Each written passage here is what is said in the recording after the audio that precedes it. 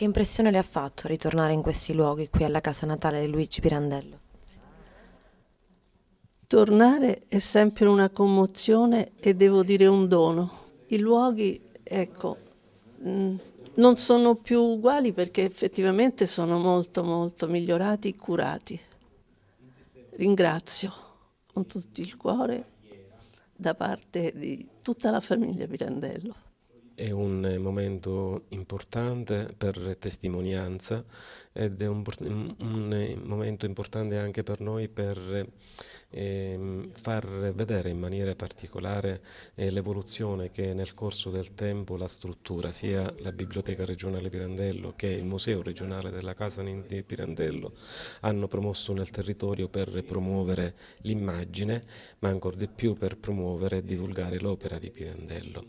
Fausto Pirandello arriva da Agrigento alle fabbriche chiaramontane. Qual è la caratteristica di questa mostra?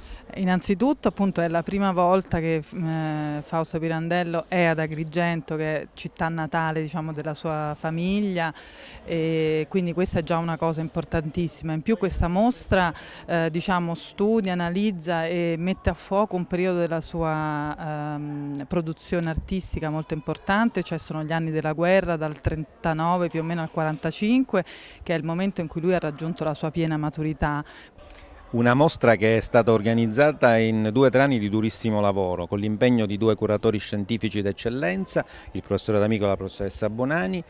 Qui una sezione importantissima dagli anni 20 agli anni 30 e poi la sezione drammatica di Pirandello dopo la morte del padre dal 36 al 45.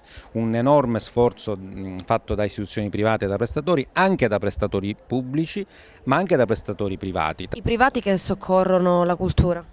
Sì, oggi è un'occasione straordinaria. A volte le istituzioni pubbliche mancano un po', lo dico anche a me stesso che sono un amministratore locale, però oggi si fa sinergia. Però è importante comunque che le istituzioni pubbliche, la regione, gli enti locali siano vicini a quei privati che promuovono eventi di questo genere. In genere per vedere mostre di questo livello bisogna prendere l'aereo e andare a Roma, a Milano o nel nord Europa. Oggi la Sicilia, gli agrigentini hanno la possibilità di venire ad Agrigento a vedere questa mostra che è di un livello eccezionale.